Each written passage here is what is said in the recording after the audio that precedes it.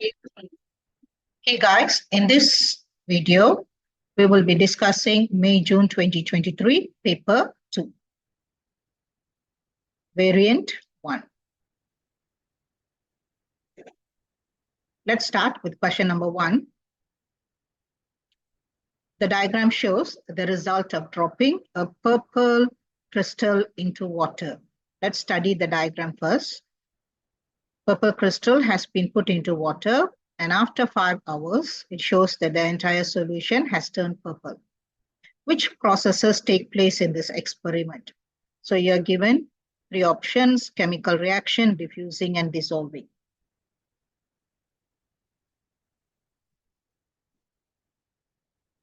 The diagram shows that the crystal has dissolved and diffused in the water. Dissolving is a physical change. So the answer for this particular question is D. It's not a chemical reaction. No chemical reaction has taken place. So there's diffusion and dissolving has taken place.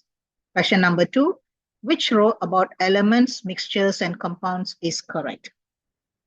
By now, you should know that copper is a metal. So our options will be A and B. So let's look at option A. Methane is not a non-metallic compound. Methane is a compound. Okay, methane is CH4. So option A is not correct. Now let's move on to B and A, B, and D. Let's look at C.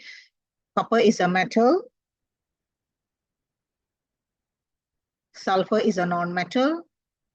Brass is a mixture. Brass is an alloy. And methane is a compound. So the answer is C.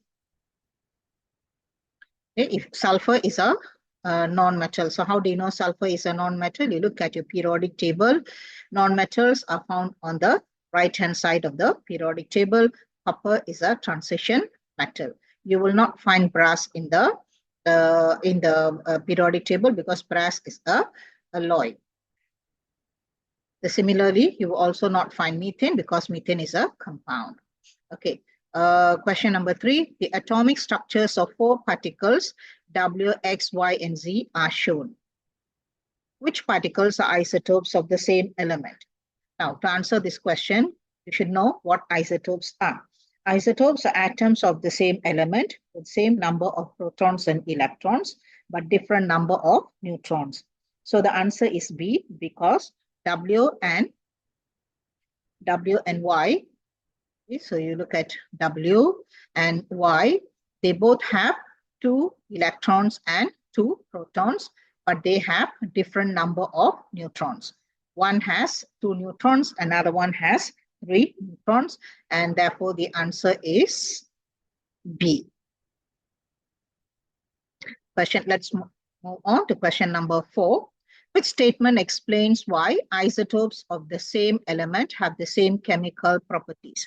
The chemical property of an element depends on the number of electrons in the outer shell. So the answer is A. Remember this, that chemical property of an element depends on the number of electrons in the outer shell. Question number 5. Nitrogen forms a nitride ion with the formula N3-. Which particle does not have the same electronic configuration as the nitride ion? Now, nitrogen is an element in group 5 with atomic number 7. Okay, so the electron configuration of nitrogen is 2, 5. Now, nitrogen is in group 5, so it gains electrons. It gains 3 electrons to form a stable nitride ion. So when it gains 3 electrons, N3- electron arrangement becomes 2, 8. Okay, so let's look which particle does not have the same electron configuration. The electron configuration of aluminium is 2, 8, 3. So when aluminium forms a positive ion, it loses 3 electrons. So the electronic configuration of this ion is 2, 8. For chloride ion, the electron configuration is 2, 8, 8. For sodium ion, the electron configuration is 2, 8. And for oxide ion, also the electron configuration is 2, 8. Okay, so the answer here is B, because B has a different electronic configuration. So how do you write down the electronic configuration? You look at the atomic number and then you proceed to write the electronic configuration and see whether the particle is an atom or the particle is a negative ion or a positive ion. Okay, moving on, question number 6. Which row describes the formation of single covalent bonds in methane? Covalent bonds are formed by the sharing of electrons. So let's look at options A and B. Covalent bonds are not formed by when electrons are transferred. Covalent bonds are formed by the sharing of electrons. Okay, so let's look at option A. Option A is correct because as a result of the covalent bond, both atoms will have a noble gas electronic structure. Both atoms have the same number of electrons in the outer shell is incorrect, because for an atom like hydrogen, even if it has 2 electrons in the outer shell, it becomes a stable atom. So answer here for question number 6, the option is A. Which formula is an empirical formula? Question number 7. Which formula is an empirical formula? Empirical formula is the simplest whole number ratio of atoms present. Okay, once again, I repeat, empirical formula is the simplest whole number ratio of atoms present in a molecule. So if you look at A, you cannot simplify the O, okay? It says whole number ratio. So this is the simplest formula. Not only that, if you look at B, C, and D, the molecular formula becomes, the molecular formula in all these cases is C4H8O2. For C and D, also the molecular formula becomes C4H8O2. And you can actually simplify these three. You can write the empirical formula. The empirical formula for B, C, and D. Okay, for all these three, the empirical formula is C2H4O. So these are just molecular formula. The empirical formula is A. Okay, so question number 8. Heating iron sulfide FeS2 in air produces sulfur dioxide. So you have an equation. Equation is given. Iron sulfide reacts with oxygen to form iron 3 oxide and sulfur dioxide. What is the maximum mass of sulfur dioxide produced from 120 kilograms of iron sulfide? Now here the question is between iron sulfide and sulfur dioxide. Okay, so let's ignore the other reactant and products. Focus on iron sulfide and sulfur dioxide.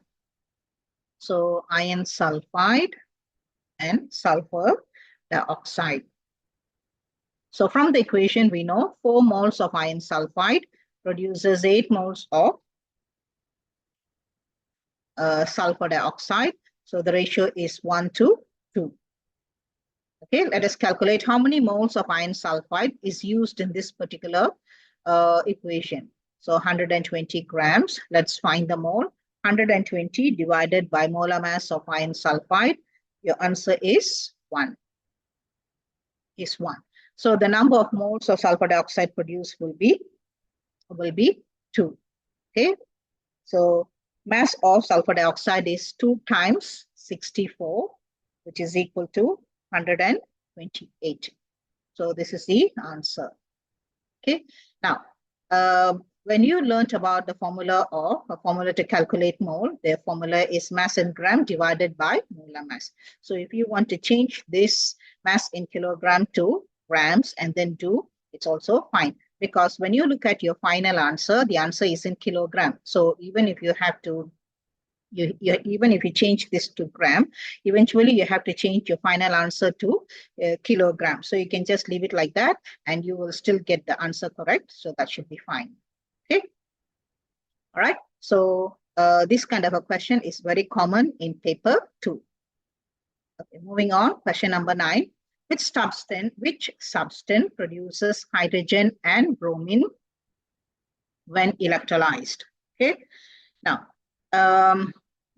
You need to remember that if the metal is above hydrogen in the reactivity series, then hydrogen gas is produced. Okay, so let's look at A. Copper is below hydrogen, so hydrogen will not be produced, copper will be produced. Let's look at option B, concentrated aqueous sodium bromide. So here, sodium is above hydrogen in the reactivity series, so hydrogen will be formed. And again, this solution is concentrated. So since it's concentrated aqueous sodium bromide, bromine gas will be formed. So the correct answer is B. Okay, so when you electrolyze concentrated aqueous sodium bromide, you get hydrogen gas and also bromine. Moving on, question number 10. Which statements about hydrogen fuels are correct? Okay, let us look at the first statement. Water is formed as the only waste product. Yes, this statement is correct. Both water and carbon dioxide is formed as waste products. This statement is not correct.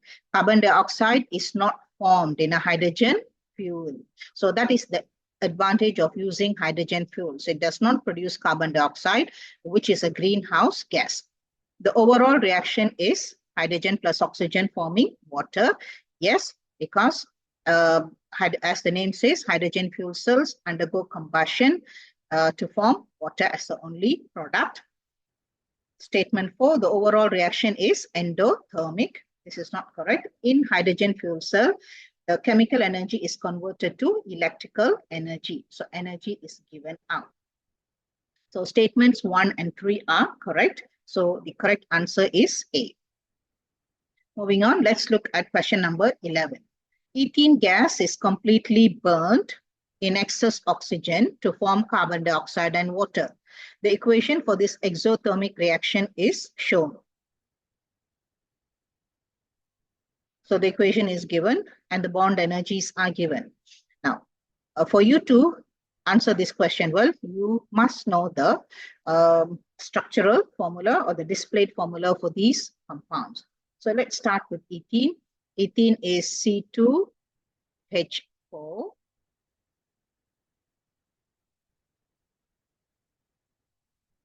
plus oxygen. Oxygen, you must know it's a molecule with a double bond. Then you have carbon dioxide again. Carbon dioxide also is a molecule with a double bond, and water, H2O. So water has single bonds. Okay, so now let's count the bonds. So ethene has one carbon to carbon double bond. So it is 614 plus, there are 4 CH bonds. So 4 times 413 plus 3 OO bonds. So that would be 3 times 495. Okay, then total you get 3751. Okay, let's look at the products. On the product side, you have 4 oxygen carbon bonds. Okay, one molecule has got 2 bonds, 2 double bonds. So 2 molecules will have 4 double bonds. So 4 times, okay, 4 times 799 plus, so again here, 2 times 2, 4. 4 times 4 times 4, 6, 4, 6, 7. And you get 5064. And you can see that more energy is given out.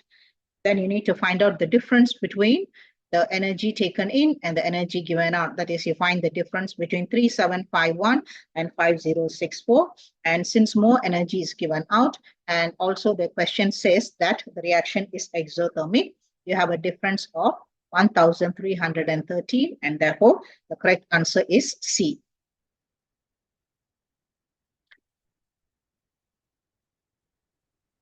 Okay, let's move on. Now, you need to know the structural formula of some simple molecules like water, carbon dioxide, ammonia, oxygen. As for the organic compounds, you can use the general formula. Okay, so let's move on to question number 12. Which row describes the effect on the activation energy and the frequency of particle collisions when the temperature of a chemical reaction is increased? So the temperature has got no effect on the activation energy. Temperature will increase the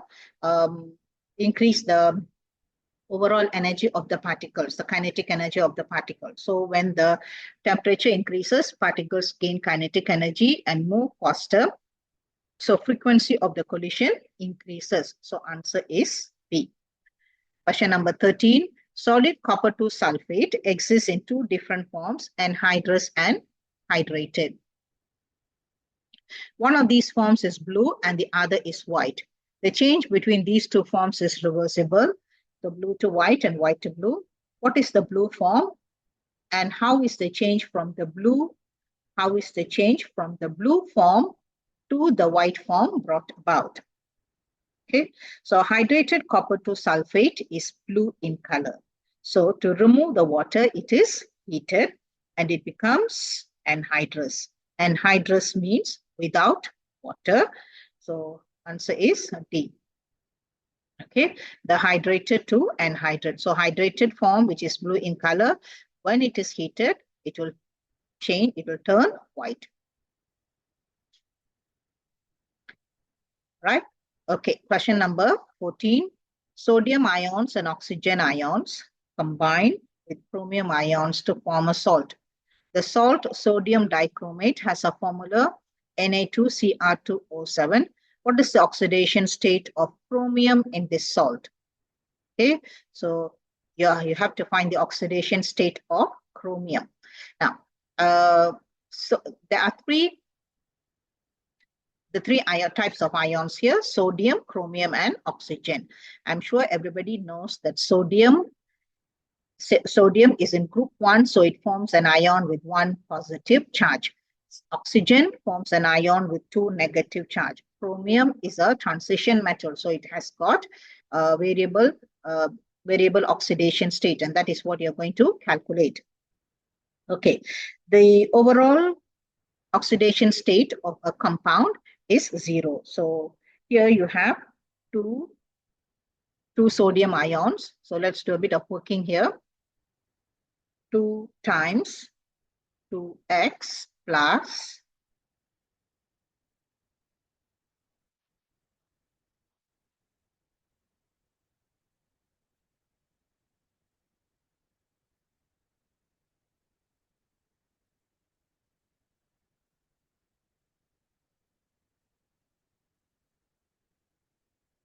negative 2 times 7 is equal to 0. So the 2 is for, sorry, it's 2 plus.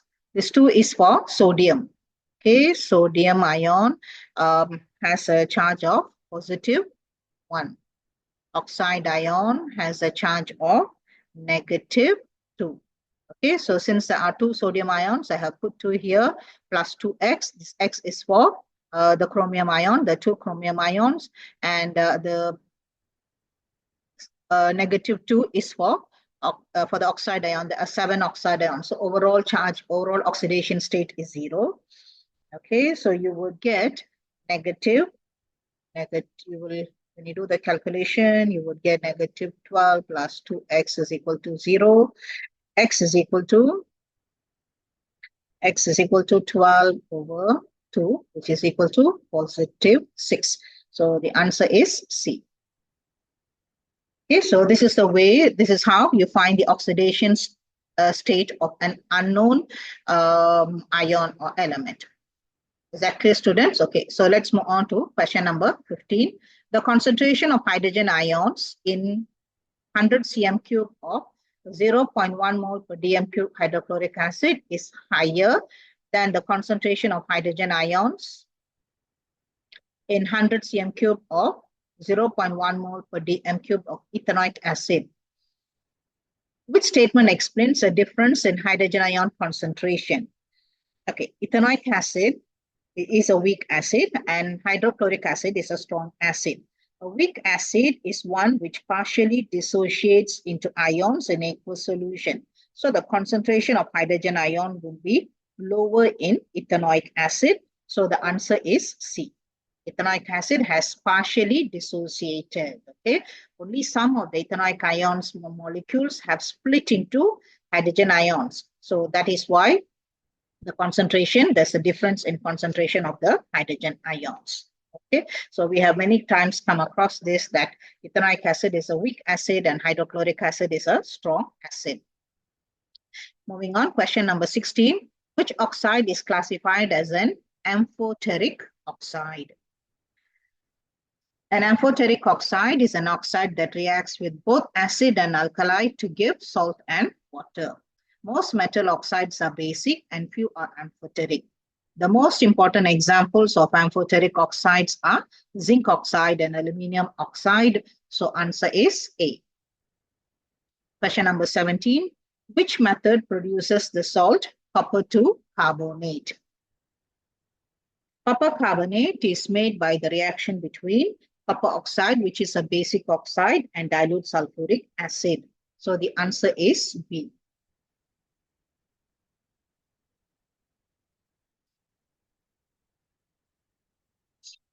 Question number 18. Which statements about the trends across a period of the periodic table are correct?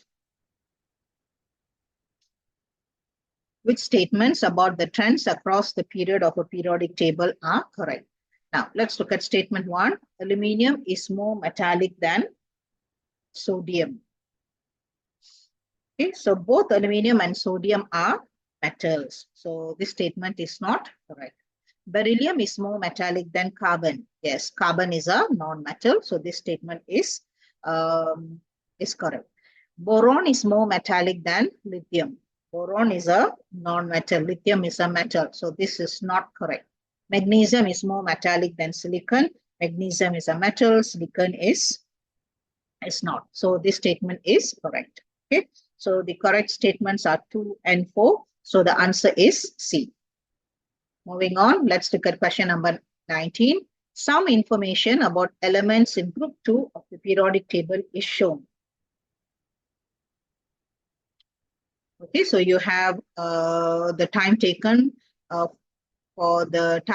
to make 10 cm cubed of a hydrogen gas when 1 gram of metal is added to cold water. Now you're given the density and you've also been given the melting point. Which row shows the correct trends in reactivity, density, and melting points of the elements going down to of the periodic table? So having a knowledge of the properties of group 2 metals will be an advantage here. You have learned that for group 2, as you go down the group, the reactivity increases. So let's look at option C and D. Okay? Since the reactivity increases down the group, C and D are the better option. There is, so we know that the reactivity increases down the group, but when you look at the density, there is no clear trend. The density decreases, and then when it comes to strontium, it increases, and then it keeps on increasing. So no clear trend. Similarly, with the melting point, it first decreases, comes to calcium, it increases, and then once again it decreases. So there's no clear trend, and hence the answer is D. Question number 20. A new element, oxfodium, was discovered with the following properties: solubility, electrical conductivity, formula, and bonding. So note that there is a triple bond. In which group of the periodic table should the new element be placed?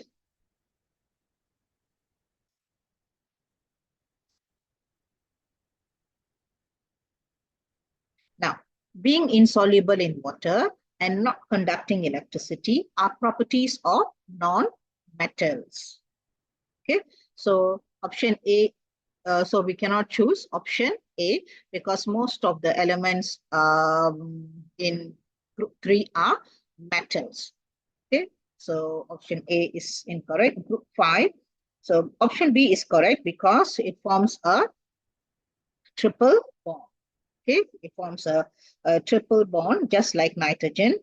Group 7 elements, they form molecules with single bond, Cl2, Br2. There's only a single bond in between them. And so it's not group 7. Now, group 8, these are noble gases and they are unreactive. So they don't form molecules. So the correct answer is group 5. Now let's move on to question number 21. Which row describes the similarity and the difference between chlorine and bromine are in the same group, which is group 7, and they are the halogens. Okay, so A is incorrect because chlorine is a gas, but bromine is a liquid. Now let's look at B. Chlorine is a gas, so it is less dense than bromine. So option B is not correct. It says here chlorine is more dense, but bromine is denser. Okay, the density of bromine is higher. Now let's look at C. Both atoms have 7 outer shell electrons. That's correct. Only bromine will react with aqueous sodium chloride. Bromine is less reactive than chlorine. So bromine cannot displace sodium, and hence there will be no reaction. So option C is also not correct. Only option D is correct. Both react with aqueous potassium iodide. Okay, you must remember that for the halogens, the reactivity decreases down the group. So both chlorine and bromine can displace the iodine from potassium iodide, and obviously chlorine is more reactive than bromine. So option D is the correct answer. Moving on to question number 22. Which statement describes transition elements? This is a pretty straightforward question. This question is based on the properties of elements. So the properties of transition elements, we know that they have high density and high melting point. Okay. Besides this, they also form colored compounds. They can be used as catalysts, and they also have variable oxidation state. Okay, question number 23. Which gas is made when powdered zinc is added to dilute hydrochloric acid?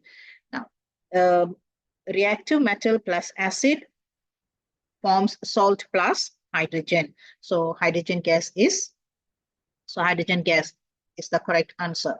Number 24, the diagram represents the structure of a solid. Which solids does the diagram represent? We are given 3 answers: brass, graphite, and sodium chloride. The structure shows a mixture of atom, which is alloy. So the answer is B. Now, why is it not graphite? Because graphite has a macromolecular structure, and sodium chloride has a lattice arrangement of positive and negative ions, because sodium chloride is an ionic compound, and that's why the answer is B. Number 25. Steel is an alloy of iron. Which statement explains why steel is stronger than iron? Alloys are stronger than pure metals because the different size atoms make it difficult for the layers to slide over each other. So when you look at this is the correct answer. The carbon atoms prevent layers of iron atoms from sliding over each other. So this makes an alloy to be harder than the pure metal. Number 26, three students, X, Y, and Z are told that solid P reacts with dilute acids and also conduct electricity. The table shows the students' suggestions about the identity of P. So you have copper, iron, and you have graphite. Okay, copper is below hydrogen in the reactivity series, so it does not react with dilute acids. Okay, because solid P has to react with dilute acid and also conduct electricity. Copper conducts electricity, but there's no reaction with dilute acids. Iron reacts with dilute acid, and iron is a metal, so it also conducts electricity. So the answer is Y. Now, let's look at graphite. Graphite is inert, so it is an inert solid, so it doesn't conduct electricity. Sorry, it's an inert solid, so it does not react with the dilute acid. But graphite has the ability to conduct electricity, and that is why it is used as electrodes. Okay, so the answer here is C. Why only? Okay, remember that.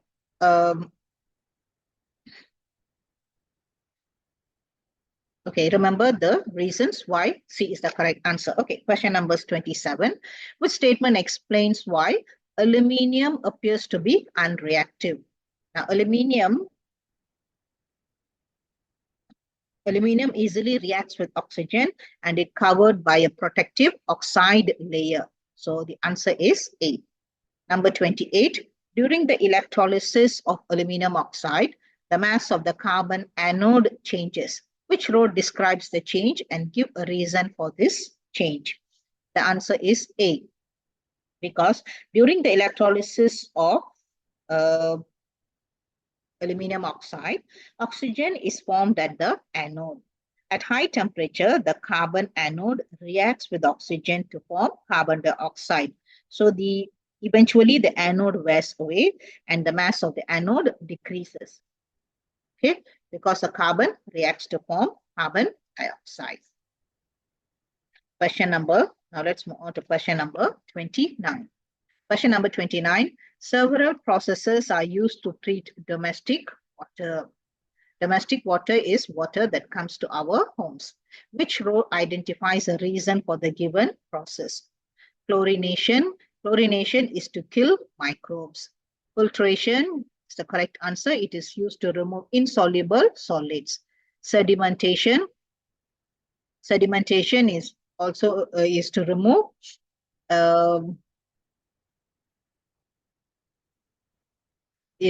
solids that have clumped together. The water is allowed to stay for a few hours like that. So larger particles will settle down the bottom. So that's sedimentation. Use of carbon is to remove odor. So answer is B. Okay, question number 30. What is the equation for photosynthesis? Answer is B. Now, during photosynthesis, carbon dioxide and water react in the presence of chlorophyll and sunlight to form glucose and oxygen. The formula for glucose is C6H12O6. The other formula, which is C2H5OH, is the formula for ethanol. Okay, so answer is B. Number 31. Which statement describes how the CH bonds in methane gas in the atmosphere contribute to global warming? The answer is D, because greenhouse gases like methane, they absorb, they trap the heat energy. Okay, so that's why the correct answer is D. Okay, number 32, the structural formulae of hydrocarbons are shown. Which statements about the hydrocarbons is correct? Okay, so let's write down the molecular formula for these two compounds.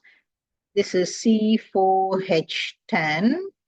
This one, 1, 2, 3, 4. Okay, this is also C4H10.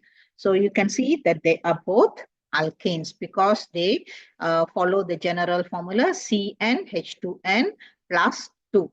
If it is alkene, it will just be CnH2n. The hydrogen atoms will be 2 times more than the carbon atom. So this is wrong. They decolorize aqueous bromine. They are alkanes. So alkanes do not decolorize aqueous bromine. Only alkenes, they decolorize aqueous bromine because they have the carbon-to-carbon double bond. They are structural isomers. Okay, this statement is correct because they have the same molecular formula, but they have different structural formula. This formula is for a straight chain compound, and this formula is for a branch chain compound. So option C is correct. Again, they undergo addition reactions. Alkanes do not undergo addition reaction. Only alkenes undergo addition reaction. Alkanes only undergo substitution reaction. So the correct answer here is C. Moving on, question number 33. The structural formula of compound Q is given. What is compound Q?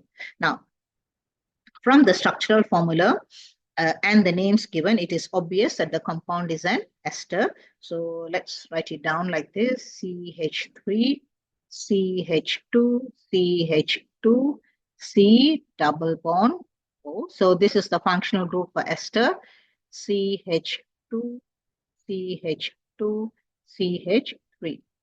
Just rewriting it in this way will help you to find the correct answer. So let's draw the line here. Okay, this part that has got the double bond, this is the acid part, and this is the alcohol part. So the acid with 4 carbon atoms is butanoic acid. The alcohol with 3 carbon atom is propanol.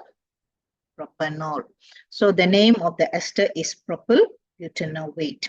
Okay, when we name the ester, the first part comes from the alcohol and the second part comes from the acid. So propyl butanoate. Okay, let's move on to question number 34. The fractional distillation of petroleum is shown. Which fraction contains hydrocarbon with the longest chain length? During fractional distillation, the fractions with more carbon atoms are collected at the bottom. So the answer is D. The ones with the lower boiling points and fewer carbon atoms are at the top. Which equation represents the cracking of an alkane? Now, during cracking, large hydrocarbon molecules are broken down to smaller alkanes and alkenes. Sometimes hydrogen is formed. Okay, so here the correct answer is D, because you can see the bigger hydrocarbon molecule is broken down to smaller alkanes and alkenes. Question number 36. What is the structure of the product of the reaction of propene with bromine? Now, when the reaction between bromine and propene is addition reaction. In an addition reaction, the double bond breaks and new atoms are added. So the answer is C. Propene plus bromine will give you dibromopropane. Okay. So here the answer is not D, because you can see that the distance between the bromine atoms is far apart. All right, number 37. In reaction R, 2000 molecules of ethene react to form a single molecule X only. So the equation is given: 2000 molecules to form one product. Which term describe reaction R? Which terms describe reaction R, ethene, and X? So reaction R. So by looking at this equation, you can see that it is an addition reaction because only one product is formed. Okay, so your answer is A or B. Now, alkenes undergo addition reaction. So during addition polymerization, small molecules called monomers join together to form a large molecule called polymer. So the answer is A. Part of the structure of a polymer is shown. Which statements about the polymers are correct? The polymer is nylon. This is the structure of protein, and proteins have amide linkages. The polymer is formed by condensation polymerization. Yes. Okay, so this is an example. Protein is an example of condensation polymerization. The ester linkages between the monomers, these linkages are not ester linkages, they are amide linkages. So only statement number 2 is correct. So answer is C. Number 39, the concentration of acids and alkalis can be determined by titration. Which pieces of equipment are needed to perform a titration? To do a titration, pipette and burette are needed together with other apparatus. So 2 is a volumetric pipette and 4 is a burette. Okay, so the answer is D. Number 1 is thermometer and number 3 is a gas syringe. Right, so I'm sure you know what's the use of the thermometer and the gas syringe. Now let's look at question number 40, which is the last question. Which chromatogram shows how the RF value of a substance is calculated? So the formula to calculate RF value is distance traveled by the spot divided by distance traveled by the solvent, or the distance, the solvent front, the distance of the solvent front. Both the measurements start from the baseline. So answer is B. Okay, distance traveled by the spot, one of the spot divided by distance traveled by the solvent. Okay, so with this, we end the discussion of this paper. Thank you for listening.